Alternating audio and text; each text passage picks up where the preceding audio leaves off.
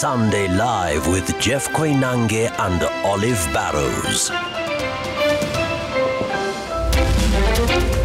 Good evening, I'm Jeff Koinange. Olive Barrows is off tonight, and on this very last Sunday in January, we're asking you just one question.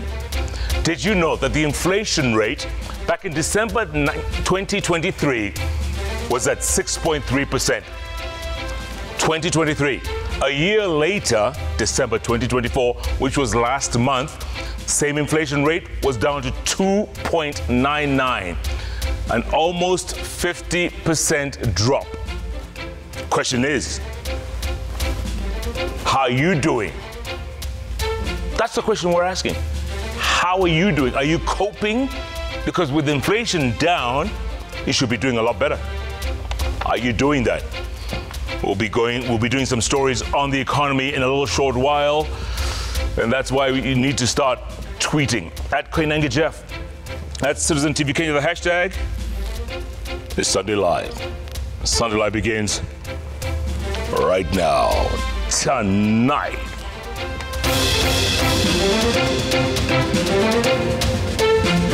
Another austerity measure.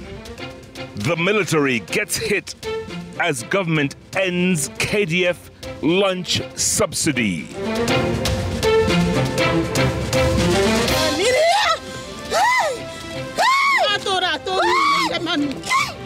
Drama as police arrest a suspected land con in a church in Buruburu. If now they capture the judiciary through the removal of Mother Koome and the Supreme Court judges, this country will slip into a dictatorship. They want to remove CJ Koome and all Supreme Court judges. Gachagua alleges government plot against the judiciary. Nikamwambia, babe, mi naona at least venye tunaonaga watu wanatengeneza content, pia sisi acha tutengeneze our real content sasa. Yani sisi tunaelezea maisha yetu venye inaendelea. My hustle, my struggle. How a border rider is using TikTok to earn extra money to feed his family.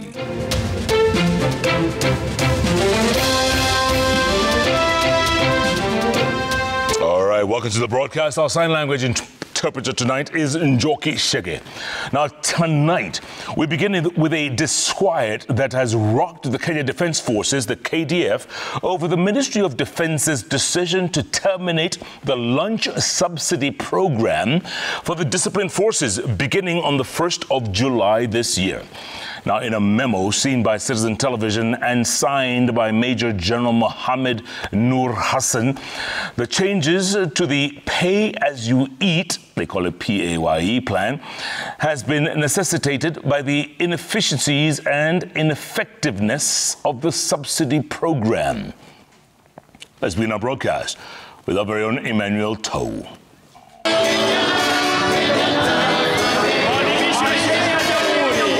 The new directive, which has reportedly caused anxiety among the officers of the disciplined forces in the country,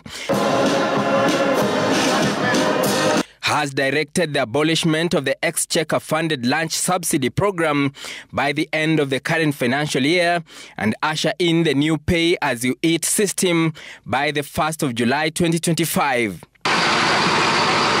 A letter signed by Major General Mohammed Nur Hassan on the 17th of this month showed that a committee established to go through the merits and demerits of the subsidy program presented the recommendations to the Service Commanders Committee meeting, which brings together the Kenya Army, Kenya Air Force and the Kenya Navy Service Commanders, held on the 29th of October 2024, recommending that, quote, the transition from the existing Exchequer-funded lunch program to the pay-as-you-eat pay system necessitated by the inefficiencies and ineffectiveness of the former system.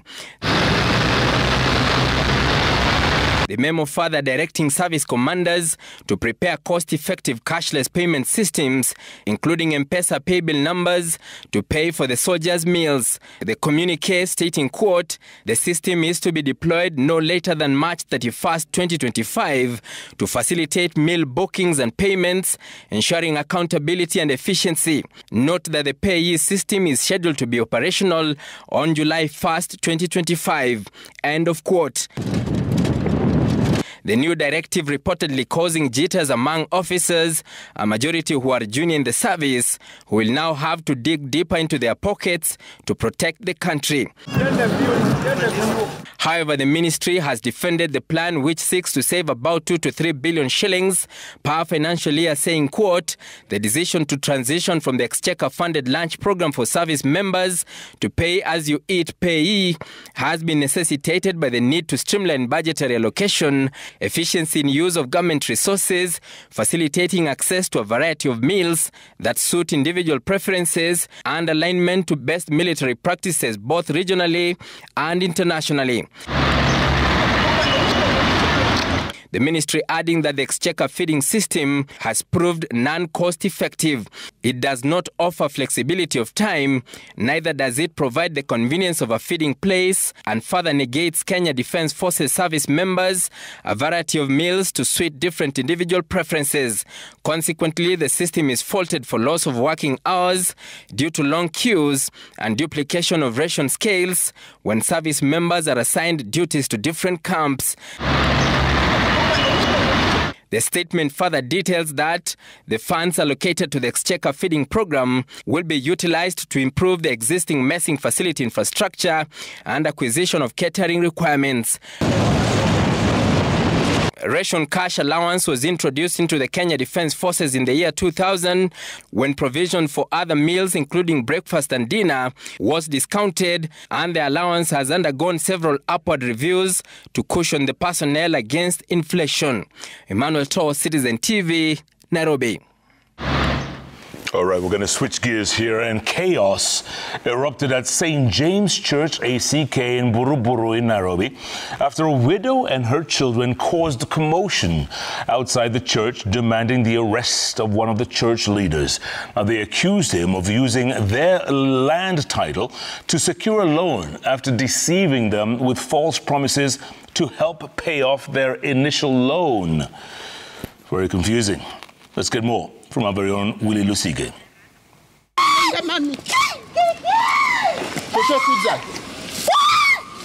A visibly angry 75-year-old Margaret Watiti Ndungu chose to protest outside the Anglican St. James Church in Buruburu, accompanied by her children. Her pain evident on her face as she claimed that one of the church leaders was in the final stages of stealing her piece of land in Ngong. The struggle for justice began in 2013 when the widow took a loan of Kenya shillings 600,000 using her land title. When she failed to pay back the loan, Peter Kinuthia Waithunguri offered to pay off the debt in exchange for her title deed as collateral, under the promise that she should repay him later. Alikuanga na loan ya 670 kule Mwananchi Credit, akaletewa mtu wakumlipia hiyo ndio shamba isiende. After Kinuthia paid off the loan and returned her title deed, Margaret was shocked years later when the government says her land for the SGR, Standard Gauge Railway project, she was informed that Kinuthia had been recorded as the owner of the land and held a title deed for it. Sasa watu wa SGR walisema shamba ya shosho imeguzwa, ikakuwa na dispute. Sasa hapo ndio Idhongori alikuja akasema shamba ni yake. To make matters worse, land officials in Kajiado County told her that Kinuthia had taken a Kenya shilling 6 million loan using the same land title, meaning she could not receive compensation until the loan was fully paid off by the actual landowner. Kumbe hizi makaratasi zilikuwa za kwenda kubadilisha title. Haikumaliza 2 weeks. akabadilisha title na akaenda akachukua loan ya 6 million. After several years in the corridors of justice, a court in Kajiado ruled in May 2023 that the land should be returned to Margaret as the legal landowner. However, Kinuthia is accused of using deceptive methods to avoid the court decision and has been avoiding arrest. Police finally arrested Kinuthia Sunday at the church and was taken to Buruburu police station before being transferred to Isinya, where 2 other people have also filed complaints claiming Kinuthia had defrauded them. Koti ilisema Shusho title ilikuwa revoked, hiyo ya Waithongori, Shusho arudishiwe title yake. Alipe loan hiyo alibeba, suma kiachilie title yangu. There are registrars in this country. They should not be serving some for more than 3 months because I believe it is them given chances to serve for quite some time. Ndio inafanya wafanye kazi na kotal na wangaisha wa Kenya. Willy Lusige, Citizen TV, Nairobi. Anabeba pesa nayo. So sad. In other news, police and prison officers in Wundanyi in Taita Taveta County have launched a manhunt for 8 unconvicted prisoners who escaped from Wundanyi prison on Saturday night. Now, those who escaped are Patrick Karisa, Erickson Mwachofi, Alex Makeshi, Edward Mwagasho, Robert Muchugwa, Mwangemi Mwanyange, Joseph Kalama, and Samuel Onyango. Police say the prisoners aged between 18 and 39 face various charges, including rape, defilement, sexual assault, and housebreaking, and who escaped through the rooftop of Ward 3 by cutting the iron sheet at around 11:30 p.m. last night. Police and prison officers have appealed to members of the public to share any information in regards to the whereabouts of the 8.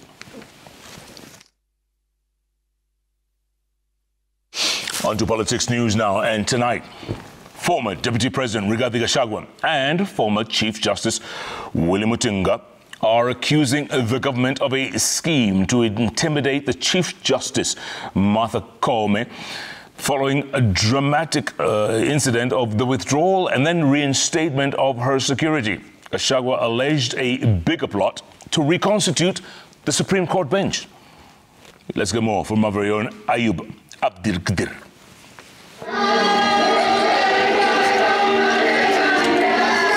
In dusting off the impeachment ash, now a traditional trend for Kenya's second deputy president. Gachagua latched onto the recent condemnation over the withdrawal of the security of Chief Justice Martha Koome, alleging a well-worked-on scheme targeting the Supreme Court. I want to say that we have seen a scheme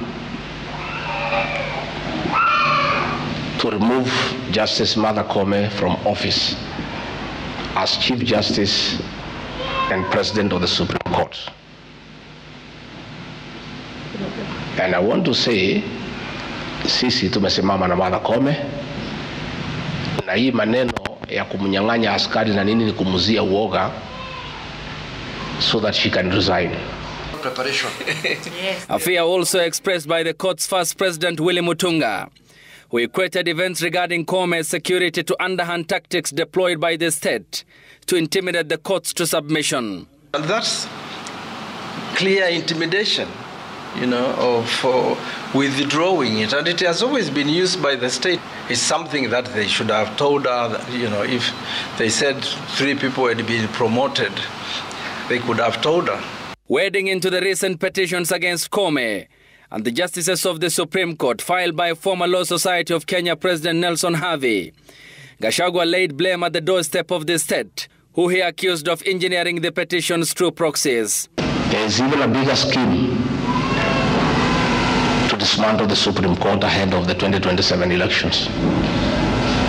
A budget has been set aside through the National Intelligence Service, and all those petitions you are seeing against Justice Martha Koome, against judges of the Supreme Court, is the machinations of the state, because they would like to put a Supreme Court, a bench that is amiable to what those in power want. Gachagua, who ever since his removal from office fashioned himself as the spiller-in-chief of state shortcomings, called for public vigilance in an environment he said is awash with all the hallmarks of bad governance. We want to ask the international community to keep an eye on Kenya. Because Parliament has been captured, the opposition has been neutered. If now they capture the judiciary through the removal of Martha Koome and the Supreme Court judges, this country will slip into a dictatorship. And she confirmed, CS is saying that she has 32, a security of 32 people, which is a lie. Because I think a lot of people we are dealing with in this government tell the truth by accident. The former Deputy President and Willie Mutunga add on to the growing calls calling for respect of the clear blue waters between the arms of government, the rule of law and constitutionalism, accusing the state of predatory appetite to claw back on the constitutional gains post-2010. Ayub Abdikadir, Citizen TV. At the same time, Wiper leader Kalonzo Musoka has slammed President William Ruto, demanding that he moves quickly to constitute the IEBC selection panel following a High Court ruling that cleared the list for submission to the president. Let's get more from our very own Melita Olatingis.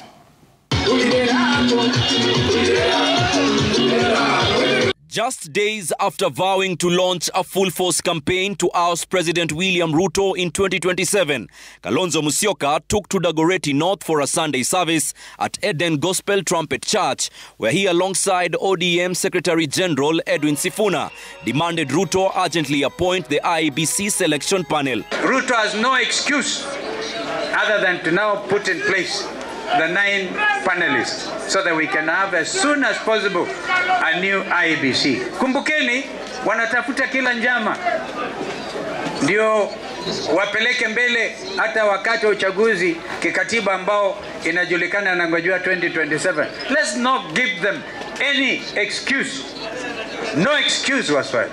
ODM Secretary General Edwin Sifuna also stood firm, defending his position on government criticism, despite some tensions within the party over his stand. Mimi nitazidi kusimama kwa ukweli.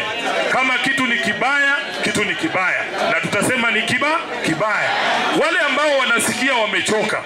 Kama umechoka kutetea wananchi, umechoka kusimama na haki, wewe ondoka ndani ya chama, uende uingie tu UDA mara moja. With the Inspector General of Police summoned over alleged abductions, Kalonzo called for his arrest if he fails to appear in court on Monday. Bado vijana 6 hawajulikani wako wapi. Tunataka vijana wakiwa hai ama wasipokuwa hai, wazazi wa Kenya wanataka kujua vijana wako wapi.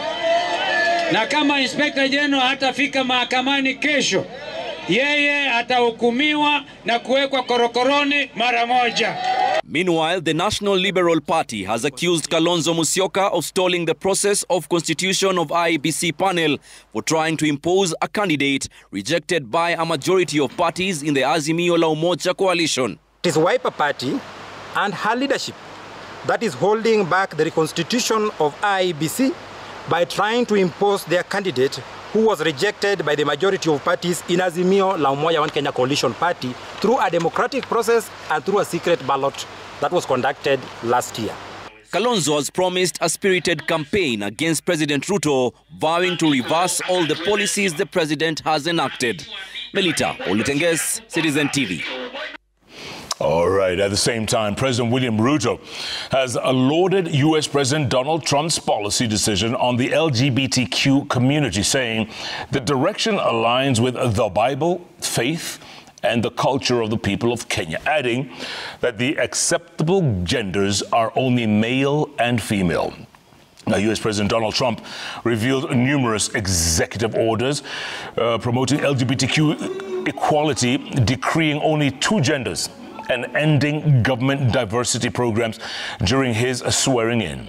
Now, speaking when he attended a church service at the Global Cathedral Church at the KICC in Nairobi, Ruto also said the economy was now stable and that the inflation rate had gone down significantly.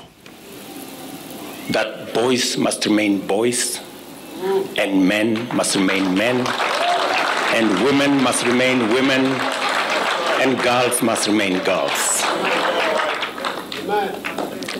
We thank God that this year, the very first news from the United States in the new administration is to confirm what the Bible says, what our faith believes in, and what our tradition, family, is grounded on.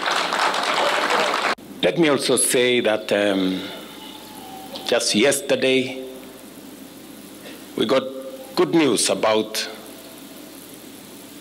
what God is doing in healing our economy. The inflation numbers come down, interest rates come down, exchange rates come down.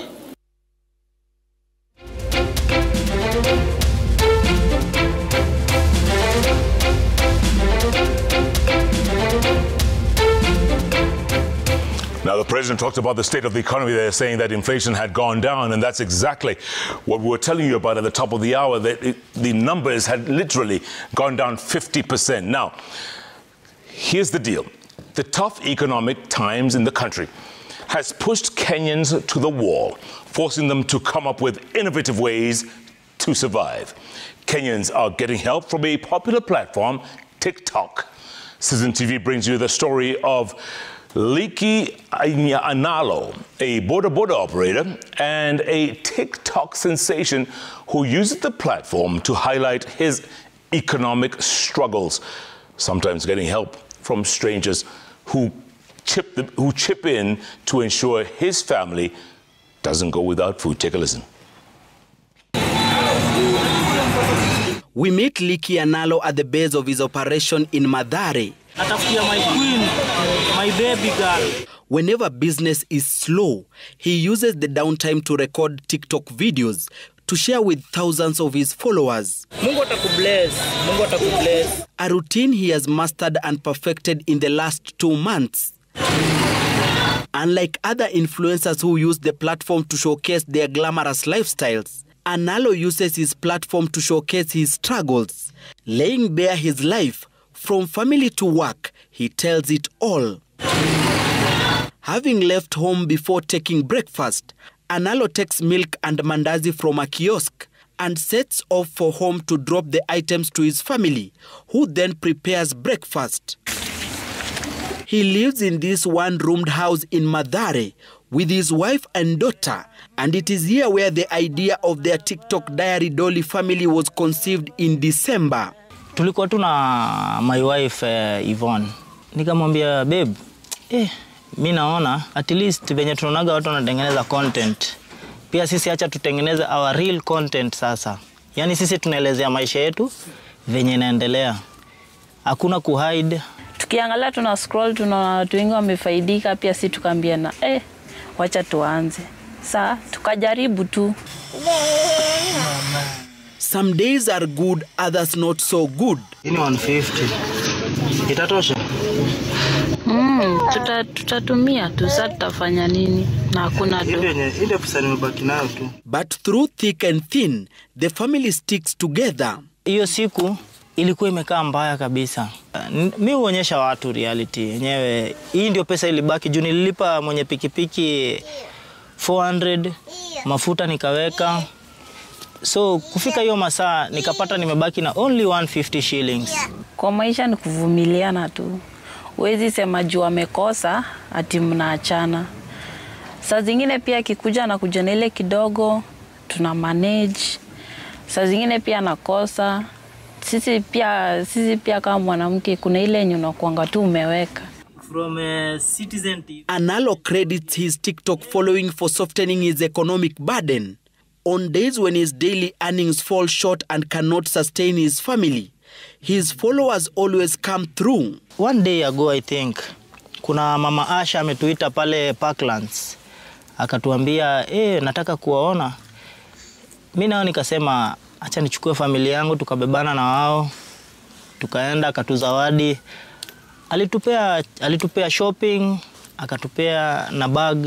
On a good day, Analo takes home 400 shillings after remitting 400 shillings to the motorbike owner and rest to fueling.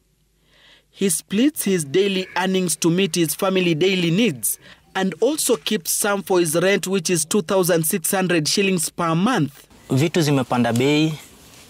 Ya kitu ya kwanza vitu zimepanda bei. Like kila kitu yani imepanda bei. After mafuta imepanda bei, kila kitu imeenda juu. Kitambo ilikuwa vizuri sana. Like nilikuwa na shopping kwa nyumba. Sasa hata hiyo shopping ni ngumu. Kitambo pia alikuwa nakuja amebaya mtoi selela kuita Bigs, lakini sasa akikuja mwenye pikipiki atataka pesa, vitu zingine Pampers pia kuna wipes. The Analo family hopes the government will tame the runaway inflation and hard economic times to cushion struggling families from the high cost of living. And they also hope to cash in on their newfound fame. Love your wives, manzi. And establish themselves as reputable content creators. Tuni reporter wetu. Gatete Njoroge, Citizen TV. And the question we're asking you is, how are you doing? Look at Leaky and his wife Yvonne surviving on barely next to nothing. Let's move on. With unemployment crisis in Kenya ballooning with every passing year, hundreds of graduates who are able to raise capital have resorted to self-employment in order to make ends meet. However, with the rising cost of doing business, self-employment is also slowly becoming a pipe dream. Our very own Laura Otieno takes stock of life beyond the papers. Take a listen. At the fringes of Nyamira town, James Nyagucha is attending to a client. This has been his station since he graduated with a bachelor's degree in business management. The joy of sustaining a livelihood slowly slips from his fingers as he is barely able to afford 3 square meals in a day. Kuliko nile furaha ya kuingia kampo, mingia kampo. After graduation unapata job. Lakini haikumake. I was hoping nikuwe procurement officer at a big company kama Kemsa, at a county, lakini bado experience ile ya job bado hajafika. Income ya biashara hapa kusema tu kweli nitoshelezi kwa mahitaji yangu kibinafsi. Having spent hundreds of thousands of shillings to acquire stock and set up a shop, Nyagucha is drowning under the high cost of doing business. Kuna biashara, kuna kulipa stima, permits, kuna bills za maji, kanjo, nini. Ni ngumu kusave. Kuna kama watu wa youth fund. Zile regulation makers za kupata loans, washukishe zinakonga mingi sana kupata. Pia kama tu gavana wetu hapa tuangalie sisi kama mayouth atusaidia kidogo, atupatie hata starting capital, vile anapata wengine wa scholarship. Pia sisi unemployed youth tunataka hiyo capital pia tujiboost. Nyagucha's reality mirrors that of thousands of graduates who, despite opting for self-employment, are yet to see the fruits of their labor. What remains to be seen is whether there would be any long-term interventions by the government to sort out the growing unemployment crisis. Laura Otieno, Citizen TV. Now listen to these statistics. The inflation rate dropped from 6.63% back in December 2023 to a low of 2.99% in December 2024. That's just last month. But why are Kenyans still struggling to make ends meet and literally living from hand to mouth? Citizen TV's Crispin Otieno spent his day with one of the families in Kisii to ascertain just what 1,000 shillings can do for you.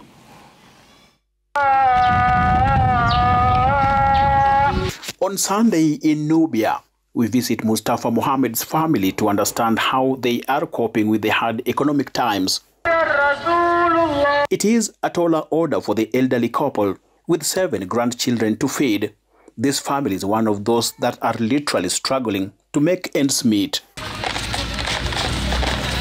The poverty level here is evident. However, they remain upbeat that someday the tide will shift. Well, for months, Kenyans have been crying foul to the government following harsh economic times. And today we are in Nubia Estate, just a few kilometers from Kisii town center. And we just want to walk with one of the family members here to a supermarket to see what 1,000 shillings can buy to sustain a family of 7.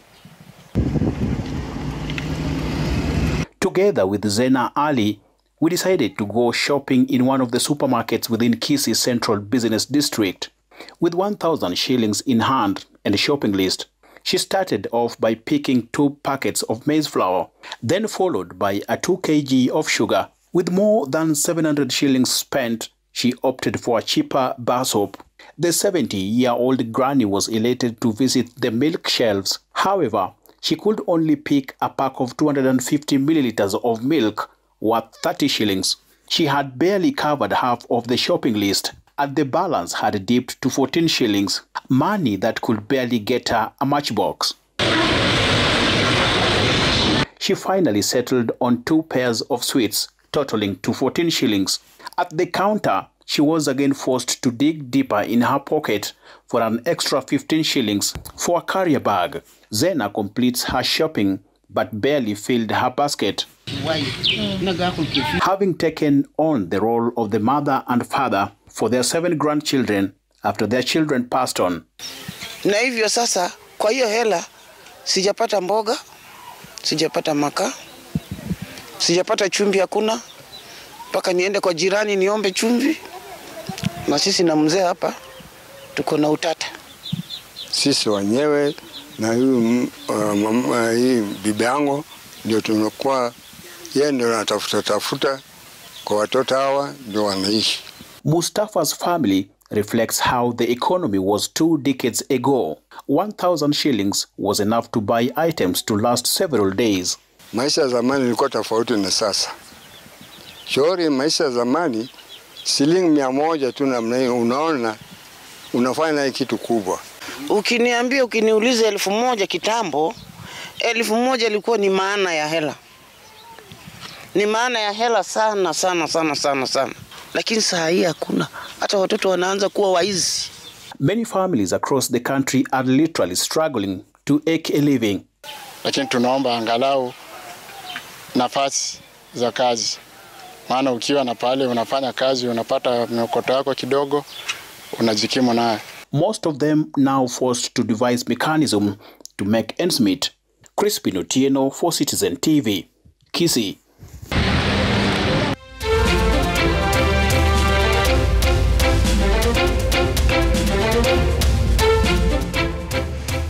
I'm sure just like Kisii County, the same feeling is being felt across the country. 1,000 shillings doesn't get you very much. Let's go straight to our interview of the evening. We're joined by Ken Ginga. He's an economist, and he's going to break down the numbers to us. What does this mean? And the question we're asking you is, how are you doing? Ken, good to see you. Welcome. The question is, inflation has gone down by 50% in 1 year, and still people are suffering. What does that mean? Many thanks, Jeff, for having me. Indeed, the inflation number has come down to 3%. We expect the next print to come in this coming Friday. But one has to understand the context of these inflation numbers. Number one, that 3% is looking at what is called headline inflation. So this is really an average of nearly 330 items. But what really matters most to Kenyans is food items. And when you specifically go to food items, we are seeing very high levels of inflation. Look at cabbage, for example, it's up 33%. If you look at Irish potatoes, up 24%. If you look at cooking oil or salad oil, it's really up 5%. So it's the food segment and, of course, the energy segment that continues to affect most Kenyans. But I'll tell you one more thing, Jeff. I think the big problem here is not really inflation, but unemployment. Many companies have not revised their wages upwards for their salaries for 5, 6, 7 years. And also we've seen a lot of companies lay off people over the last 2 years. So I think that really is the elephant in the room. So the bottom line, Ken, I guess things are going to get worse before they get better? Well, I think it really depends on a couple of factors. I think number one, it depends on the cost of credit. indeed, the interest rates continue remaining very high. Yes, the CBK has lowered interest rates, but banks have not really lowered the cost of credit downwards. And that makes it very difficult for households and businesses to continue. Number two is the issue of taxes and deductions. You still see a lot of people are facing heavy deductions on their pay slips. And of course, that is affecting their purchasing power. So to the extent that we can see lower cost of credit and lower deductions, I think that can really begin turning around the economy. And you know, Ken, you just hit the nail on the head, because NSSF has gone up, has been doubled, housing tax, PAYE. I mean, it's just, we are hurting, not just people out there, everybody's hurting. Yes, indeed. And what really happens then is people are able to afford less.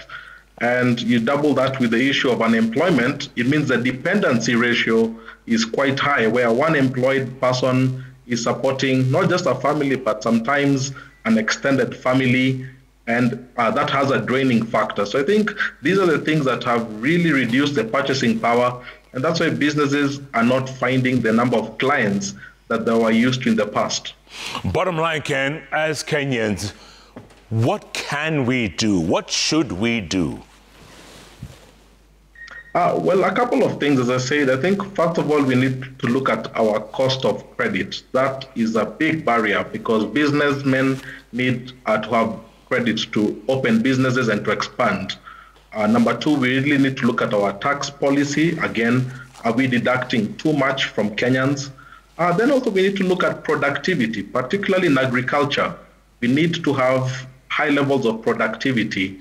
We are importing way too much food items. If you look at things like garlic coming from China, these are things that could be planted here in Kenya and really could support the local economy. So also boosting levels of productivity, particularly in the agriculture sector. Those can really help in turning things around. Ken Ginga, always good to talk to you. Thanks so much for your input and breaking it down, literally. Appreciate that. Folks, the question we're asking you is, how are you doing?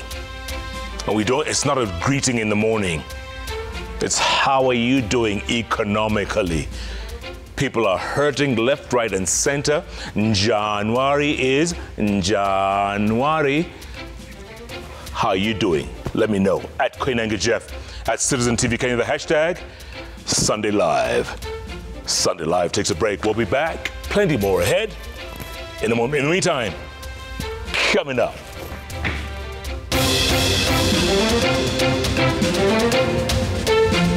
Agony of a mother. Police hunting down a relative who allegedly stole a baby from its mother.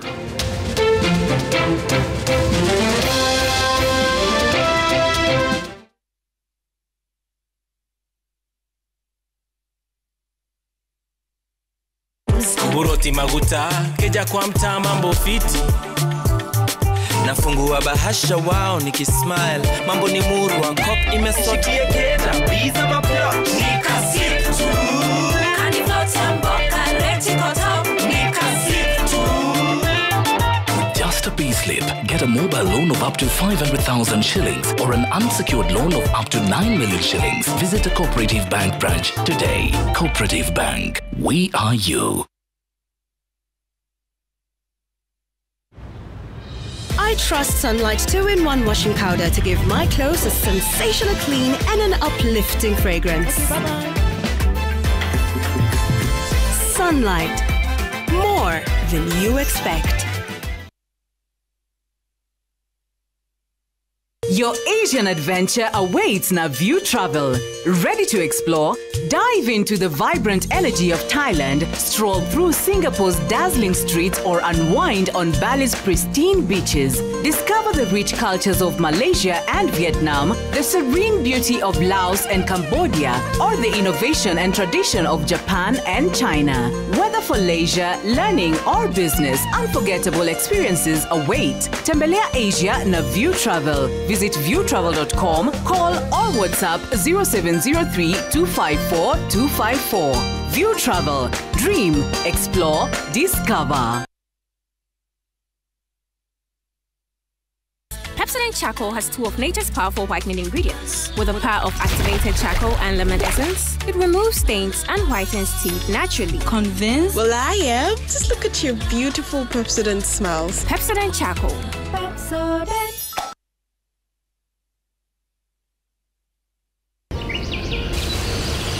Explore the nature and create from it.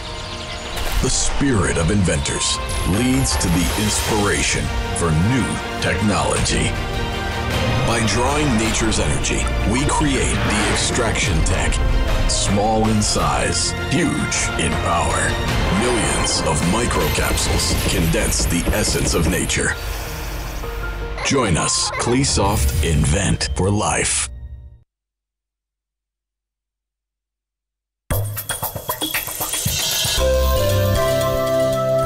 Please bring out your child. This reality is with us and something can be done about it.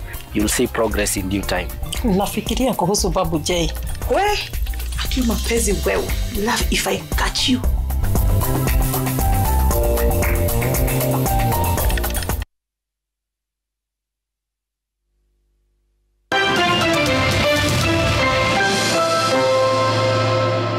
It is exactly 39 minutes past the hour. Welcome back to Sunday Live here at Citizen Television. Now, police in Kirinyaga are investigating the mysterious disappearance of a 14-month-old baby. Now, the mother of the missing baby says she asked the baby's cousin, who has been identified as Hilda Muthoni, to hold the baby while she got a haircut on Wednesday last week. But the two were nowhere to be found when she was done at the barber shop. Strange. Mary Milwaukee has more.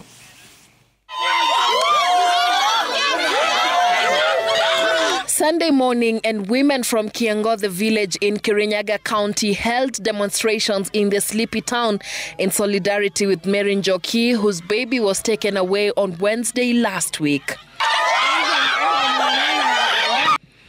The women staged the protests to compel the police to begin investigations into the disappearance of Njoki's infant. She says she handed her 14-month-old baby to her niece Hilda Muthoni for babysitting while she got a haircut. But both the baby and her 18-year-old niece had gone missing when she came out. Tulikuwa na Irunda. Nimetaka kuingia kinyozi, Irunda akatoroka na mtoto wangu. Marienda na Irunda Muthoni. Sijui kule malikuwa mameenda. Tumepatwa na janga ambalo tumepoteza mtoto wa mwaka mmoja na miezi 2, anaitwa Morini Karioko. Mtoto ambaye alipotea kwa njia tatanishi. Yenye hatuwezi elezea vizuri kabisa ni nini kilichotendeka. The suspect's mother, Alice Moremi, says she sent her daughter at the local shopping center to get a few groceries, and while there she met her aunt, who asked her to babysit her cousin for a few minutes, only for Hilda and the infant to disappear without a trace. Alimpatia mtoto akae naye, alafu akujua Hilda ako wapi juu alikuwa kwa kinyozi huko ndani na alikuwa anagoja Hilda gunja. Na hapo juzi on Friday waliniambia walikuwa wameongea na mtoto wao. Kujaribu kutrace hiyo namba kwa hiyo simu yenye walikuwa wameongea ndio akuje kumuona wakati alipotoka hospitali. Anasema haiko, hatukuitrace. So mimi ndaomba DCI Kirinyaga, DCI County watusaidie tutrace huyo mtoto.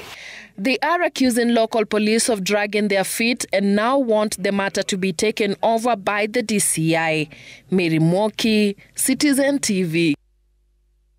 At the same time, candidates who wish to resit their KCSE papers now have a 3-week registration window to register and submit their credentials. In a circular issued by the Kenya National Examinations Council, the registration is targeting previous candidates who wish to resit the exams, those previously registered but were unable to sit the exams, as well as adult learners who were not attending regular schools. Laura Otieno has more. 2 weeks after announcing the mid-year series of the KCSE examination cycle, the Kenya National Examination Council has called for the registration of potential candidates beginning Monday, 26th of January 2025. In a circular signed by NEC CEO David Njengere, the registration targets repeating candidates who wish to improve their previous grades, where they will be categorized as full repeaters who are sitting 7 or more subjects, or partial repeaters who will be registering for less than 7 subjects. Similarly, the registration is also open to those who had previously registered for KCSE but were unable to sit for the examinations, as well as adult learners who are not enrolled in any regular school but have proof of primary education. With special needs. The council noted that learners attending regular school sitting for KCSE for the first time are not eligible for registration to the July series, as well as learners who do not meet the requisite qualifications under the NEC regulations for KCSE examination candidates. Candidates are required to register at their respective county headquarters, where apart from submitting original copies of their identification documents, KCPE certificate as well as KCSE certificate or result slip for repeat candidates, they will pay a sum of 7,200 shillings through the e-Citizen platform. According to NEC, the July series KCSE exams will be issued on diverse dates between January 2025 and 1st August 2025. Prospective candidates have until 21st of February this year to register for the examinations. Na tutahakikisha ya kwamba hiyo mtihani tutaikamilisha kwa muda ili watoto wakifanya vizuri zaidi wanaweza kuungana na wenzao wanaenda university mwezi wa 9, so that we can also encourage more of our children to qualify. The government earlier this month announced the introduction of the July series KCSE exams as the country slowly faces out the 844 system, where the final KCSE exams will be written in 2027. Laura Otieno, Citizen TV. All right, at the same time, 11 human rights activists and Mombasa-based radio journalists have been freed after spending the night in police custody. The activists held peaceful protests outside Central Police Station after their release, accusing the police of assaulting them. Coast Civil Society Chairman Zedekiah Adika says they will challenge their arrest in court on Monday. We have seen the excessive use of force when they are arresting human rights defenders. There is a case of assault by police officer of one of the human rights defender. We are going to pursue that particular case against that particular officer. There is a case of another assault yesterday against another human rights defender. We are going to pursue that case against that particular police officer. We consider those charges in itself unconstitutional, and we will be going to court to defend them to the last note. And as we said here, we will also call to account the OCS and the county commander on the abuse of their discretion. Continued abuse of that discretion is something that we have to call out. The Constitution sets standards for all public offices, and we cannot allow some people to go down. If they go lower, we will go lower.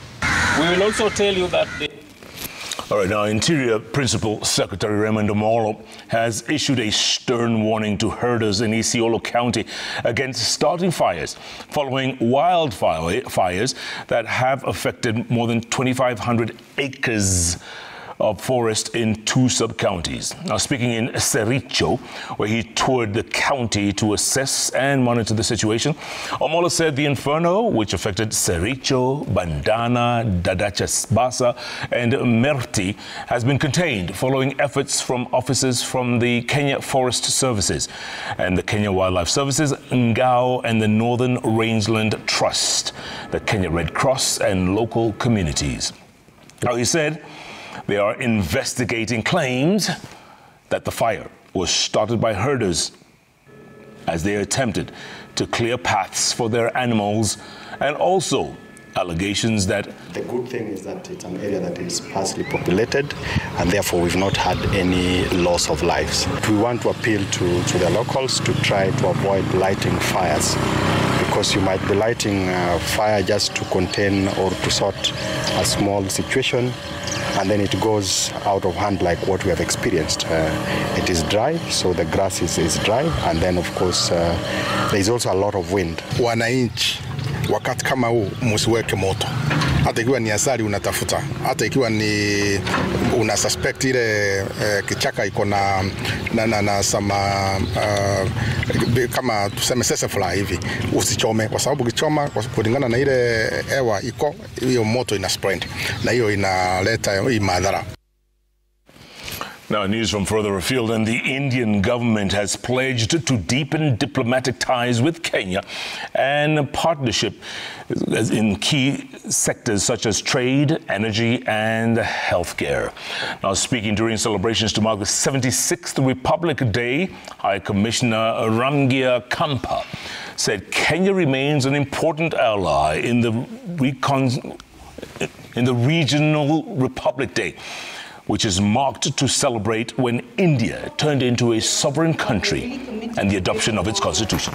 Historically strong ties with Kenya and take it in new directions in this contemporary period, realize its full potential in areas like trade and investment, in people-to-people ties, tourism linkages, in cooperation in various development arenas, be it agriculture or healthcare, and in building on the friendship that we have developed over centuries.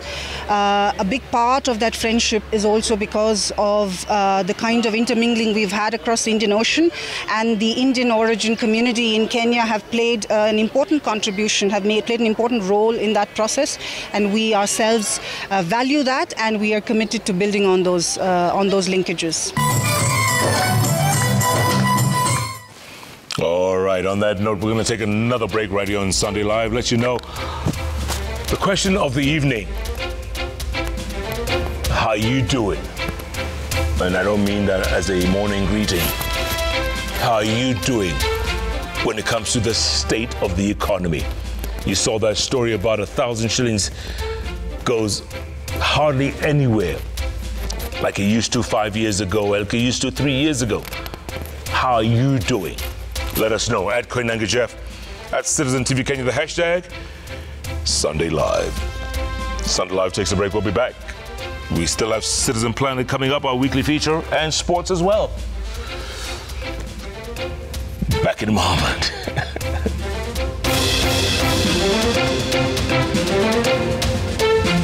So the actions of stepping out of this is really going to impact multilateralism.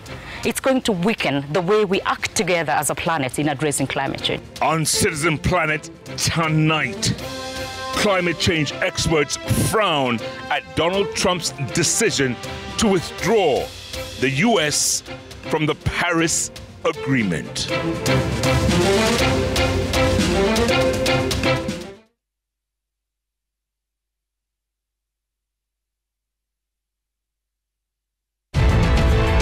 It takes the best trainers to train you to become the best in your career. At Thika Institute of Business Studies, we offer the best theoretical and practical training in the fields of hospitality and tourism, journalism, engineering courses, business courses, information technology, social work and community health, fashion and interior design, hairdressing and beauty, driving, and many more. January intake is in progress. Tibbs College, a highway to future success. Whenever you fly to space or take your first step as baby, SoftCare always stays with you. New SoftCare Space Series is rooted from space technology. Keeps you dry and comfortable for 12 hours long. Offers you the most effective protection during your space journey. SoftCare. Protect your leap.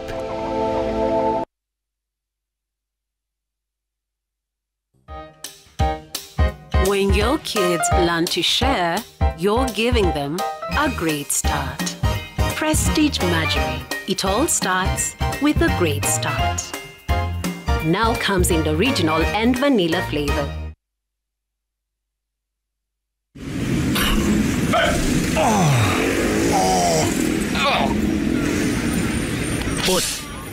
Hii ni ya kupunguza maumivu. Itapunguza pain yako chap chap. Kaluma, Hata shosho yangu alikuwa anatumia Kaluma. Unaweza aminia Kaluma kila saa. Kaluma with timeless.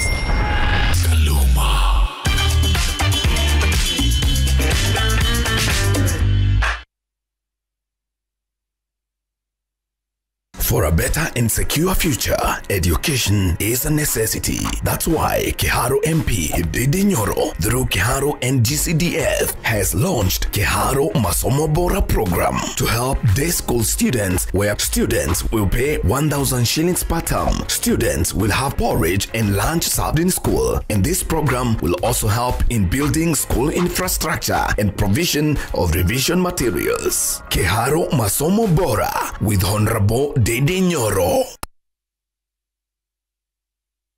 Turn your KCSE results into a brighter future with St. Paul's University. Experience the difference. We don't just teach, we allow them to explore, to experience learning. We make sure the learning environment is on set. From certificate and diplomas to degree, masters, and PhD levels, pursue your passion in communication, IT, business, criminal justice, or even our practical TVET courses, and many more. January 2025 intake is ongoing. Don't wait. Call 0728 669 000 or visit our website at www.spu.ac.ke. St. Paul's University, your university of choice.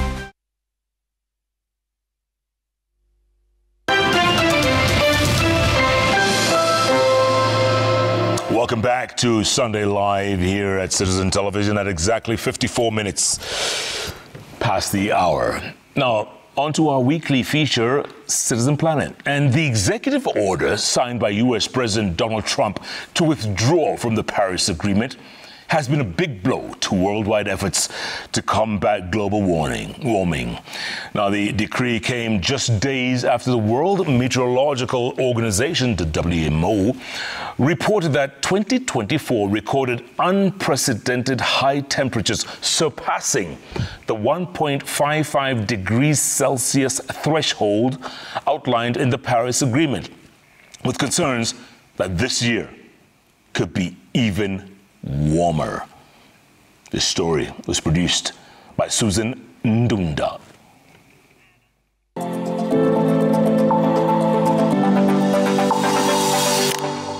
The United States will withdraw from the Paris Climate Accord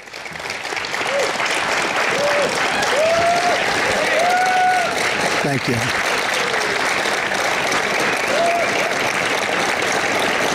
Thank you.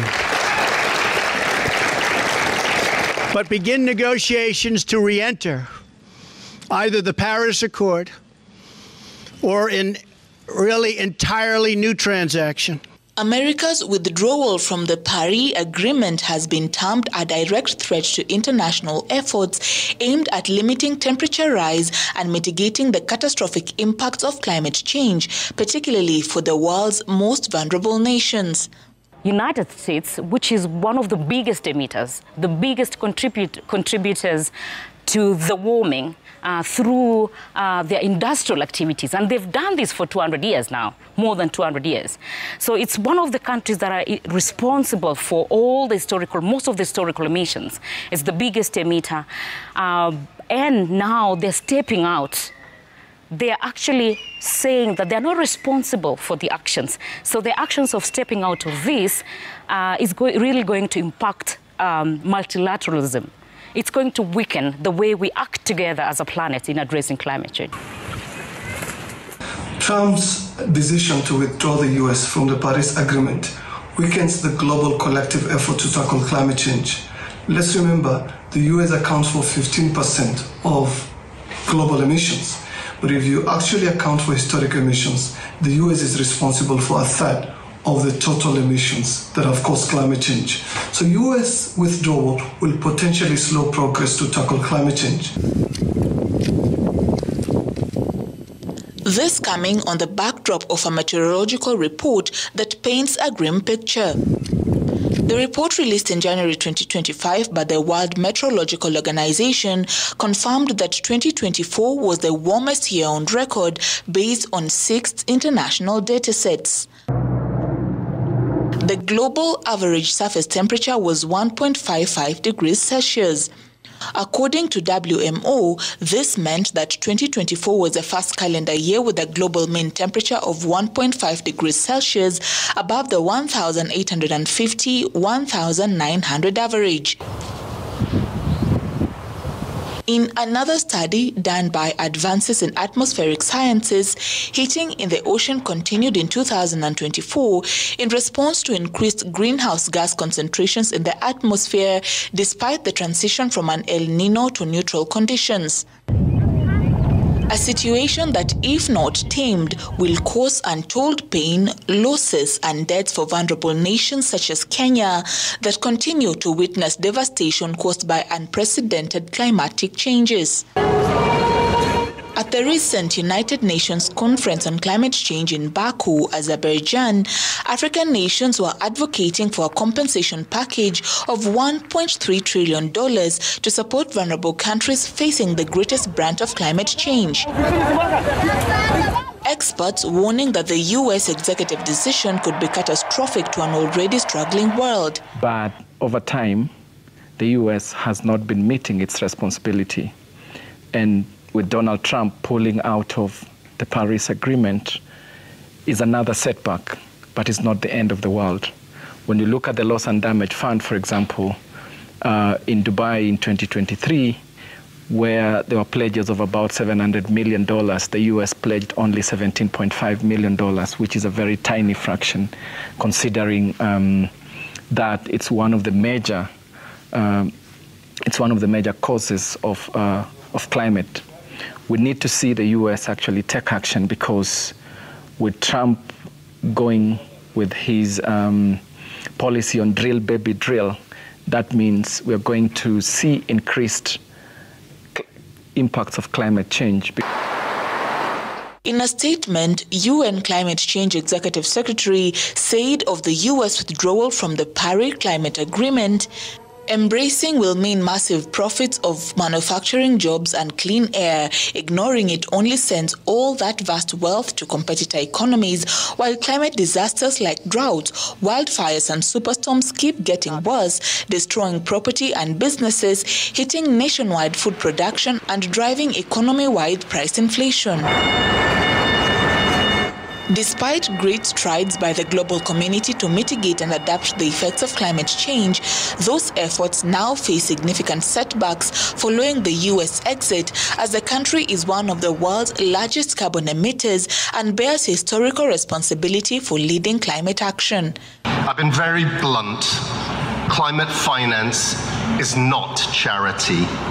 It is 100% in every nation's interest to protect their economies and people from rampant climate impacts. Stakeholders are now worried that the situation will continue to deteriorate in developing countries, which bear the brunt of climate change effects exacerbated by actions from the global north. Essentially, it means that the Loss and Damage Fund, Adaptation Fund, which are multilateral agreements, will be dealt a big blow. It also presents an opportunities for the bigger developed country economies to step in and offer those resources. It calls for global response, and it calls for multilateralism to keep alive the promises of the funds that exist. And also, it's an opportunity for countries to respond strongly to the effects of the climate crisis that they have been affected. Others insist this is a moment of reflection for Africans to view this as an opportunity to unite, leverage their geopolitical strength, and transform vulnerability into resilience. But it also presents an opportunity for the continent, actually, to come together with its critical minerals that are powering technologies of the future. It's time for the African continent to come together and develop what I'll call a Pan-African industrial policy that looks at how do we harness our critical minerals and ensure that we process them on the continent. we should be part of this global discussion as Africans and say, what is the space for us? What is it for Africa? What do we need to do? What is our role in this big conversation? Even with all the negative energy that comes, but what is for us? Because we are on the receiving end. We should be a hard player. We should go into that game and play harder and stand for our rights and say we want even harder commitments and ambition from especially the other emitting nations. Thank you, sir. It is not the first time for America to withdraw from the Paris Agreement. During his first term as the 45th president, Donald Trump made a similar move that was reinstated by his successor, Joe Biden. Despite his recent move, 24 states in the U.S. have declared their commitment to the U.S. Paris Agreement goals. The states saying federal authority is supreme in the U.S. Constitution to protect, progress, and advance climate solutions, and that Trump's executive order does not change federal administration. A statement that will probably give the world hope that all is not lost in achieving the goals of the Paris Agreement, which include reducing global temperatures to below 1.5 degrees Celsius.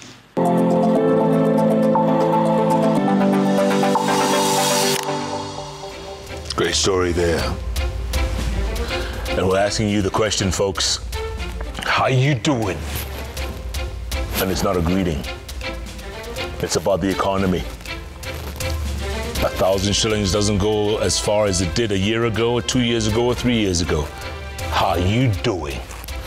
Patrick Gishengo has just sent me a message saying, I'm doing so badly. That's what he says. And there's lots of responses. We're going to get to that in a little short while. And sports news. So keep tweeting at Koinange Jeff, at Citizen TV Kenya, the hashtag Sunday Live. It's not JK Live.